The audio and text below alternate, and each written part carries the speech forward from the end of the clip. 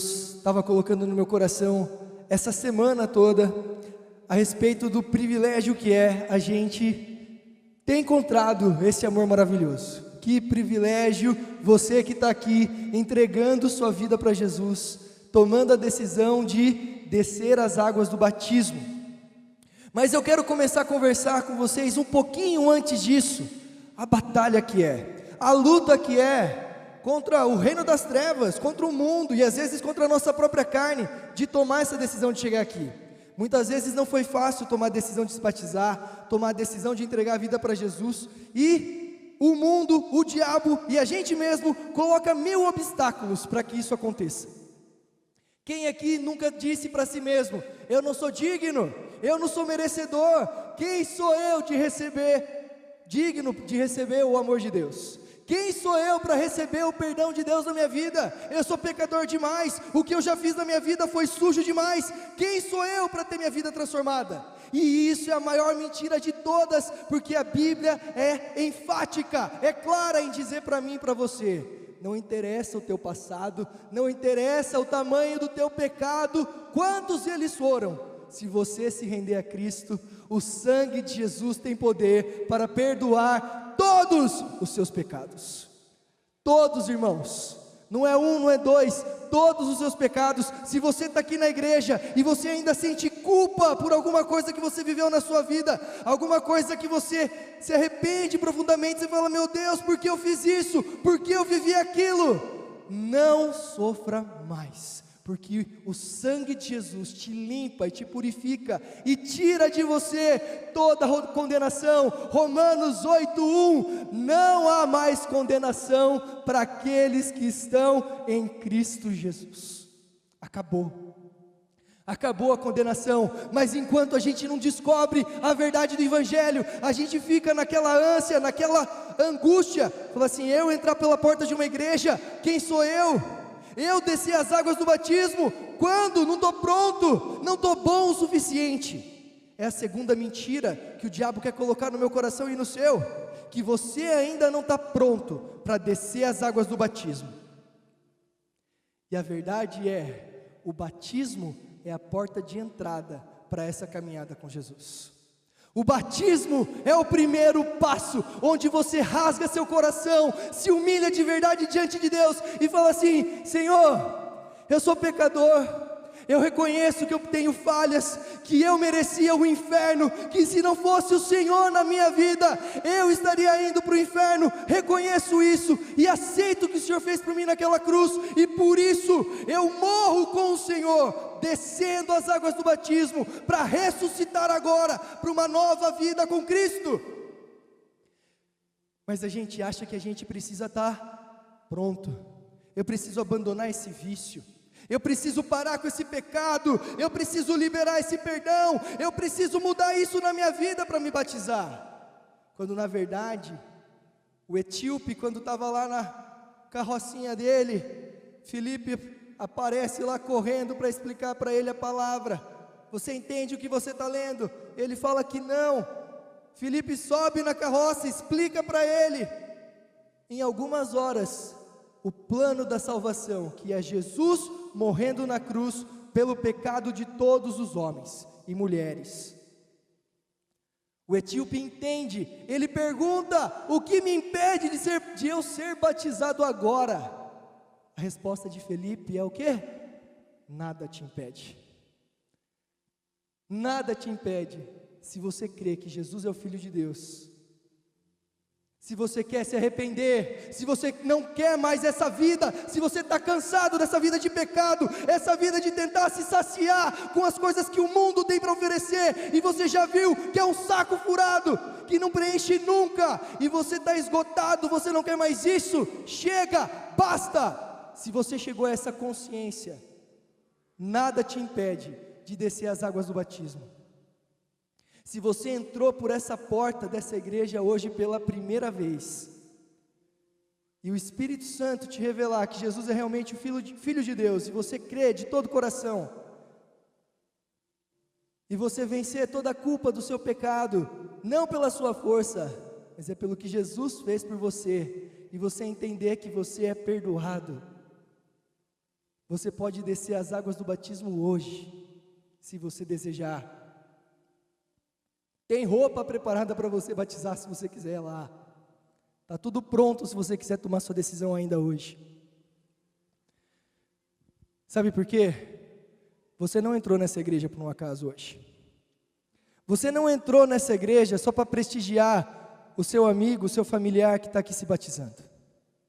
Você entrou por essa porta porque Deus escolheu você, porque Deus tem um propósito na sua vida, porque Deus não aguenta mais você viver essa vida de sofrimento, de ser oprimido pelos seus pecados, pelo diabo, pelo mundo. Deus quer te fazer livre e livre de verdade, não essa liberdade mentirosa que o mundo prega, de você tentar satisfazer os seus desejos carnais, que só te aprisionam cada dia mais.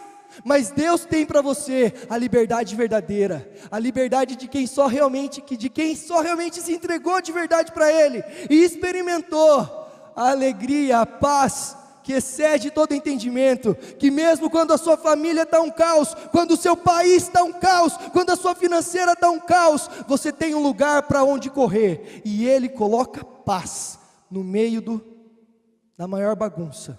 Você consegue experimentar um cuidado de um Pai perfeito que nunca te abandona. Sabe, irmãos, Deus ele tem um propósito na minha vida e na sua. Nada que acontece na nossa vida é por acaso. E Deus, a Bíblia diz que Deus tem um plano para cada um de nós. Mas nós, com as nossas escolhas erradas, provocamos muita dor, muito sofrimento na nossa vida. Às vezes pessoas da nossa família fazem escolhas erradas e promovem sofrimento na nossa vida. E a gente pergunta muitas vezes, mas se Deus é real, se Deus me ama, por que acontece isso? E teve uma grande turbulência na minha vida quando eu tinha 11 anos de idade, e eu fui para a igreja, e eu acho que foi o pastor Fábio que pregou, e a palavra era Romanos 8:28, que diz assim: porque todas as coisas cooperam para o bem daqueles que amam a Deus, que são chamados segundo o seu propósito. E eu olhei para Deus e eu falei assim: Deus, como que você explica isso? Como pode estar isso na sua palavra? Todas as coisas cooperam para o bem? Como que pode sofrimento, essa dor que eu estou vivendo, cooperar para o meu bem? Eu não queria estar vivendo isso, não queria estar passando por isso. E Deus colocou uma coisa no meu coração naquele momento. Com 11 anos de idade, Deus colocou, sabe o que no meu coração? Daniel, acontecem coisas na nossa vida, na sua vida, que você vai ter que esperar para entender. Só que você tem dois caminhos. Um deles é se revoltar, fugir do meu caminho, fugir de Deus. E o segundo é fazer exatamente o oposto, é correr para o meu colo, é deixar eu cuidar de você no meio dessa tempestade que está acontecendo na sua vida, essa turbulência que você está atravessando, que não é culpa sua, não foi você que provocou, mas se você quiser correr para debaixo das minhas asas, eu vou te proteger. Irmãos, com 11 anos eu tive a minha maior experiência com o Espírito Santo, com Deus, que marcou a minha vida, e que fui para a faculdade, fui para tudo que você imaginar, foi um pilar que se formou na minha vida, que nada pode destruir o que eu tenho com Deus, a minha fé em Deus, quem eu sei, quem Deus é, porque eu sei que Ele me sustentou, quando ninguém podia me sustentar, meu pai não podia me sustentar, minha mãe não podia me sustentar, era só Ele que poderia me segurar naquele momento, e Ele segurou, e Ele me trouxe, até hoje a minha vida, é Ele que me sustenta, e é por Ele que eu estou aqui. Só que Ele não quer fazer isso só comigo, Ele quer fazer isso com você. Deus, Ele trouxe você aqui porque Ele tem esse propósito. Sabe, irmãos? E eu estava conversando com a minha esposa essa semana, falando de gente que coloca em dúvida se a Bíblia é a palavra de Deus. Para uma pessoa colocar a Bíblia em dúvida, só tem uma explicação: essa pessoa nunca leu a Bíblia. Porque a partir do momento que você se põe a ler e a entender o que está sendo dito ali, você fala que você percebe que é maravilhoso demais para que um simples ser humano, sem nenhuma inspiração divina, tenha escrito aquilo. E eu quero ler com vocês Colossenses capítulo 3, versículo 1 em diante, que é os conselhos para mim e para você, você que está se batizando hoje, você que está sentado no seu lugar, você que tem 50 anos de crente. Esse texto é para mim e para você. Olha o que a palavra de Deus diz, Colossenses 3, 1 em diante, vamos lá. Portanto, já que vocês ressuscitaram com Cristo, procurem as coisas que são do alto, onde Cristo está sentado à direita de Deus. Mantenham o pensamento nas coisas do alto e não nas coisas terrenas. Espera só um pouquinho. O batismo, como eu disse no início, ele é o dia da sua morte. Vocês que estão se batizando hoje, vocês estão aqui declarando que vocês estão morrendo para o culpado, morrendo para o pecador que você era, para a pecadora que você era. O mundo adora dar rótulos para mim e para você. É aquele moço que aprontou, aquela moça que aprontou, aquele homem que não vale nada, aquele preguiçoso, e os nomes piores que o mundo costuma dar para mim e para você, que você sabe muito bem. Mas Deus também quer te dar rótulos. O rótulo que Deus quer te dar é de uma pessoa curada, salvo, liberto, perdoado. Esse é o rótulo que Deus quer dar para você, mas o principal rótulo que Ele quer te dar é que Ele quer que você seja filho. Esse é o rótulo principal, que você seja filho dEle. E quando você aceita o que Jesus fez por mim e por você, esse é o maior presente, é você receber a adoção do próprio Deus como teu Pai, que quer cuidar de você. E quando você sai da água, é o que estava escrito no versículo 1 ainda, acho que fala que a gente ressuscitou, né? Volta lá no 1 para mim, pessoal. Olha lá, ó. Portanto, vocês que ressuscitaram com Cristo, que é representado a hora que a gente sai da água do batismo, procurem as coisas que são do alto, onde Cristo está assentado à direita de Deus. E 2, mantenha o pensamento nas coisas do alto e não nas coisas terrenas. Quem aqui já teve ansiedade na sua vida? Quem aqui já acordou com seu coração disparado, sem motivo? Aconteceu comigo essa semana, você acredita? De madrugada, meu coração, bum, bum, bum, bum, bum, bum, 3 horas da manhã, minha esposa grávida, coitada, acordei ela, tentou me consolar um pouco, a mulher da minha vida, minha esposa, que estava tudo bem entre nós, não foi capaz de tirar aquele sentimento ruim do meu peito. Está grávida, precisa dormir, amor, vai lá. Ela levantou, ela foi para a sala, eu peguei o celular, comecei a correr o meu Instagram, até que caiu num vídeo de um pastor, bem diferentão, vamos resumir assim, que estava contando de uma experiência sobrenatural, de expulsar o mal da casa dele, mas a direção que Deus tinha dado para ele, era de cantar um louvor, que falasse do sangue de Jesus. E pense na pessoa mais desafinada do mundo cantando, conseguia ser pior que eu, aquele pastor. Mas a hora que ele começou a cantar, e ele começou a declarar o sangue de Jesus, aquele sentimento horrível que nem minha esposa conseguiu fazer passar, começou a ir embora. Eu saí da rede social, peguei o Spotify, que é só música, e eu falei assim, Deus, eu vou atrás de músicas que falem do teu sangue, e botei no meu fone de ouvido, e acabou. Irmãos, a gente está vivendo um mundo que está sendo cada vez mais difícil de se viver. A correria dos dias de hoje é surreal, a vida para a gente ter uma casa, para a gente ter sustento, meu Deus, parece que a gente tem que fazer sempre mais, parece que nunca vai ser suficiente.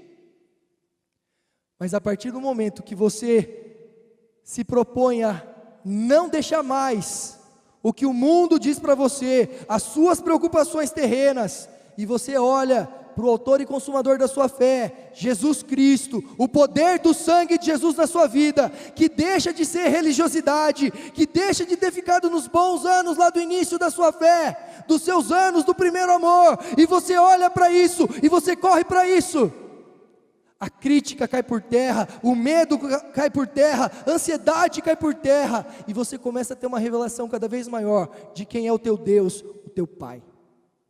Vamos continuar. 3.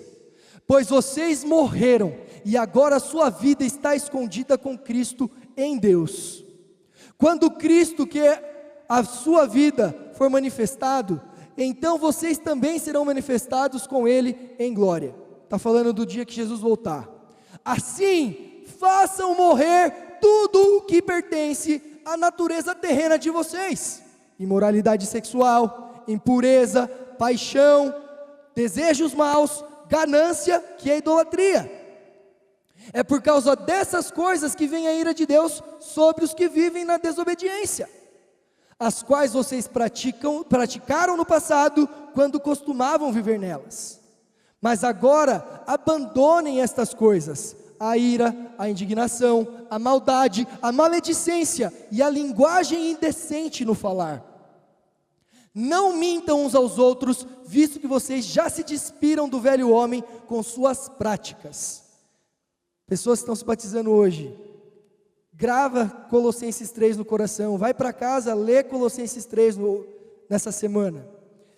E se revestiram do novo, o qual está sendo renovado em conhecimento, à imagem do seu Criador. Nessa nova vida, já não há diferença se é grego, judeu, circunciso, incircunciso, bárbaro, cita, escravo, livre, mas Cristo é tudo e está em todos.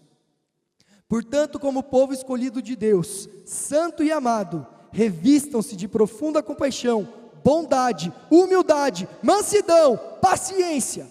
Suportem-se uns aos outros e perdoem as queixas que tiverem uns contra os outros. Perdoem, como o Senhor lhes perdoou. Acima de tudo, porém, revistam-se do amor, que é o elo perfeito.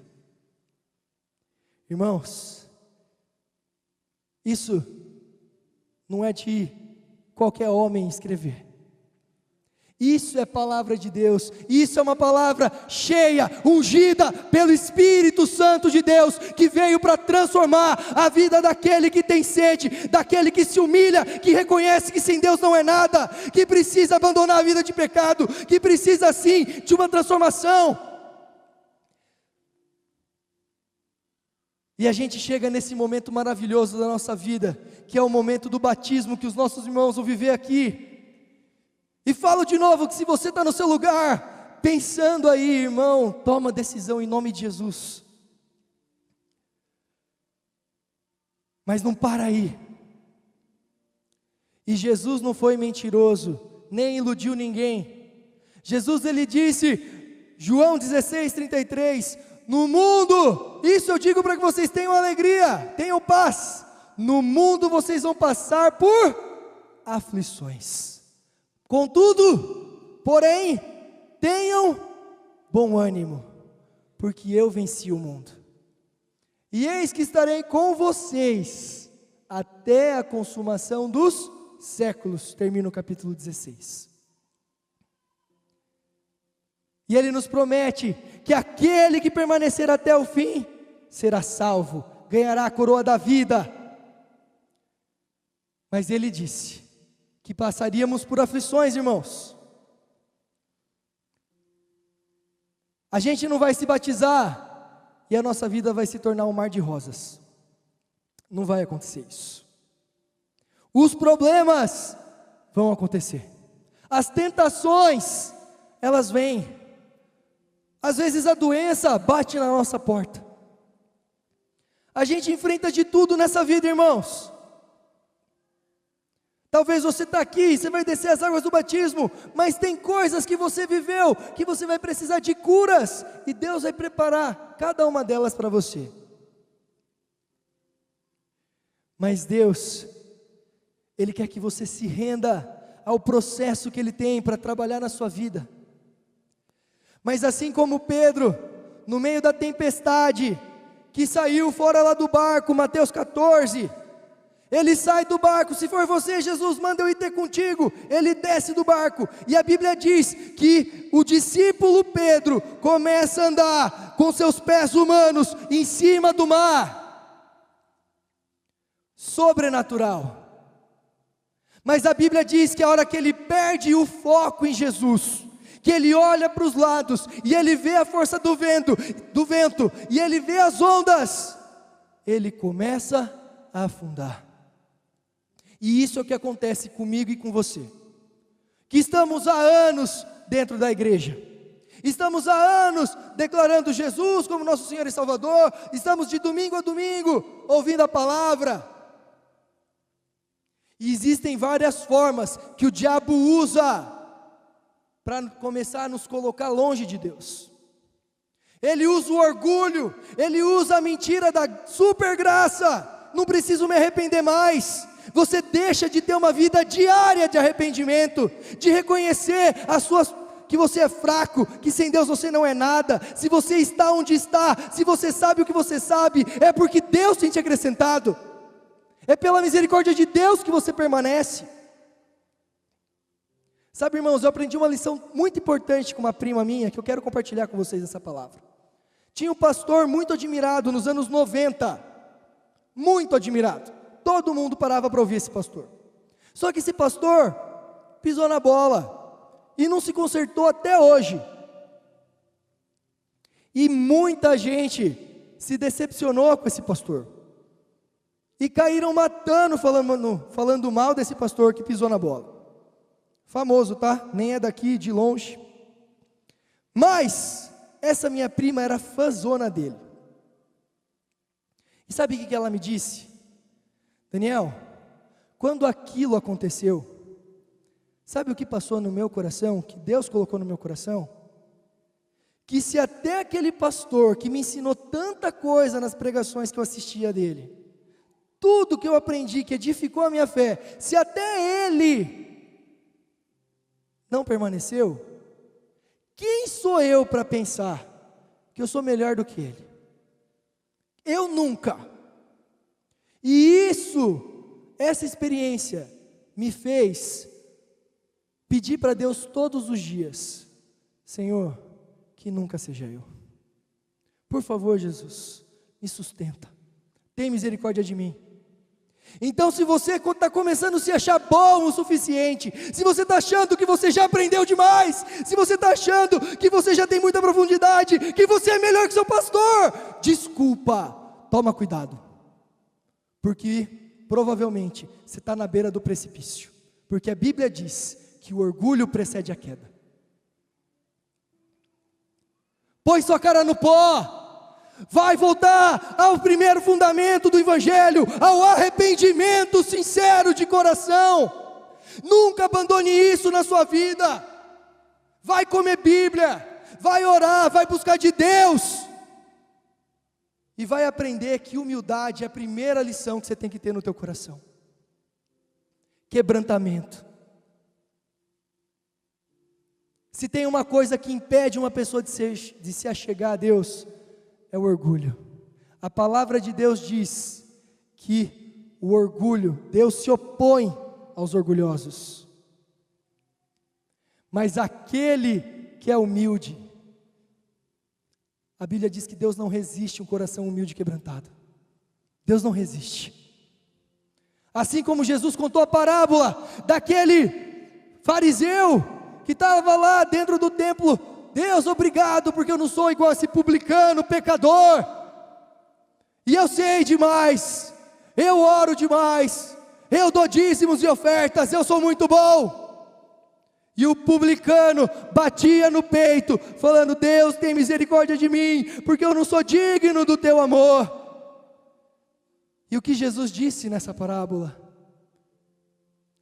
Qual oração Deus ouviu? Do publicano. Sabe, a Bíblia é tão clara, e eu vejo tanta gente se perdendo, mas você está aqui nessa noite, não é por um acaso. É porque Deus, Ele quer, se você não encontrou Ele, Ele quer que você encontre.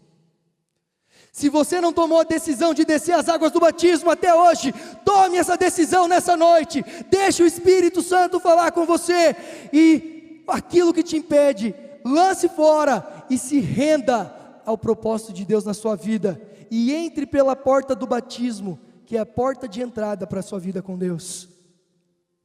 Mas se você está na sua jornada, já se batizou, já conhece a Deus, já conhece a palavra, mas você sabe que você está anos-luz de distância daquele seu melhor momento com Deus que você já teve, e você acha 1000 desculpas, 1000 culpados para que isso esteja acontecendo, para que você não está mais tendo experiências com Deus, para que você não está mais evoluindo na sua vida cristã. Você culpa tudo e todos, mas não olha para si mesmo. Sabe, irmãos, só para ilustrar isso, eu tenho uma amiga, lá da Vila Nova também, Damares, que eu vi ela no louvor todo dia, todo culto, sábado e no domingo, porque naquela época a gente ia todo sábado e domingo para a igreja, sem exceção, sábados e domingos, ela estava chorando durante o louvor, e tinha dia que eu falava assim, nossa, mas o louvor foi meio sofrido hoje, e ela está chorando do mesmo jeito. E aí eu peguei amizade com ela, tive liberdade para perguntar, e falei assim, Damares, como assim você chora todo culto? O louvor estava muito ruim hoje, não tocou nenhuma música boa, o abençoado só escolheu música lá do Arco da Véia, não gosto. Ela olhou para mim e falou assim, Dani, simplesmente quando começa o louvor, eu nem vejo quem está lá, muitas vezes nem sei qual música está tocando, é o meu momento com Deus, e acabou. Sabe, irmão, se todo crente aprendesse uma lição dessa, e não viesse aqui para assistir uma apresentação de um grupo de louvor, mas viesse para se envolver com Deus, a sua vida não seria a mesma. Mas Deus trouxe você aqui hoje porque Ele tem um propósito. Deus trouxe você aqui hoje porque Ele quer que você saia daqui renovado. Ele não quer que você seja o mesmo. Ele não quer que você seja mais um crente crítico, mais um crente religioso que cumpre uma tabela de estar sentado numa poltrona de uma igreja e vai embora, e a mesma coisa, sepulcro caiado, não tem transformação de vida, não se permite ser alcançado.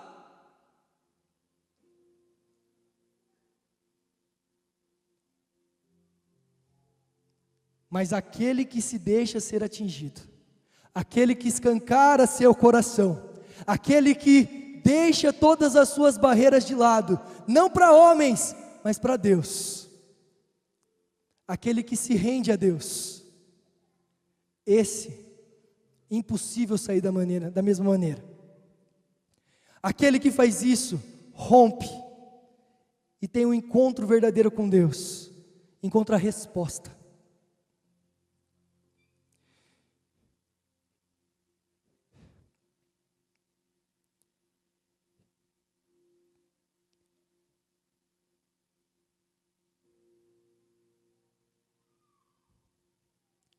Gálatas 2:20 diz assim, já estou crucificado com Cristo, e vivo não mais eu, mas Cristo que vive em mim, e a vida que agora vivo na carne, vivo pela fé do Filho de Deus, o qual me amou e se entregou a si mesmo por mim. Não é fácil, irmãos, permanecer nessa vida,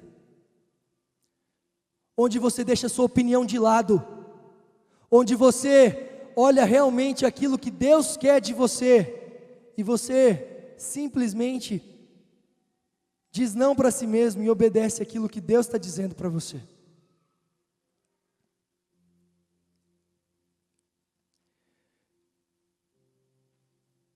E é para quem permanecer até o fim, irmãos.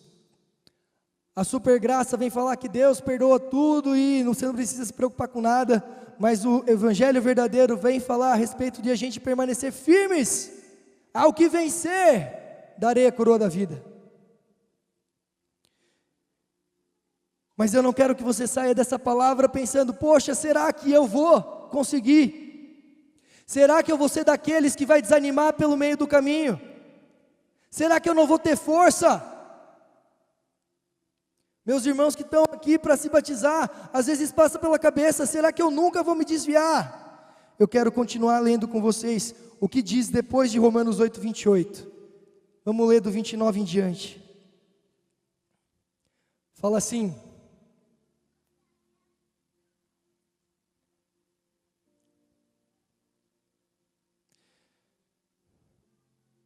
vou ler o 28 então. Sabemos que Deus age em todas as coisas para o bem daqueles que o amam, que foram chamados de acordo com seu propósito. Pois aqueles que de antemão conheceu, também os predestinou para serem conformes à imagem do seu Filho, a fim de que ele seja o primogênito entre muitos irmãos.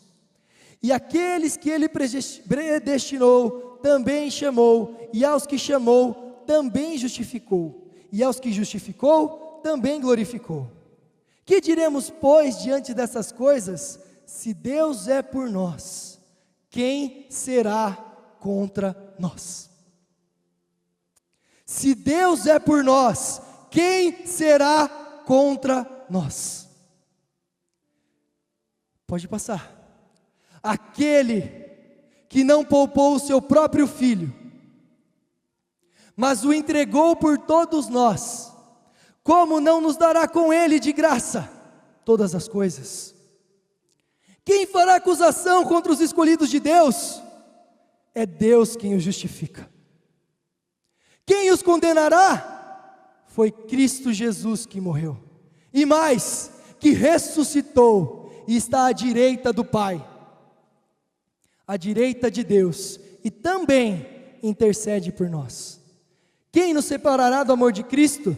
Será tribulação ou angústia, ou perseguição ou fome, ou nudez ou perigo ou espada? Como está escrito: por amor de ti, enfrentamos a morte todos os dias, e somos considerados como ovelhas destinadas ao matadouro.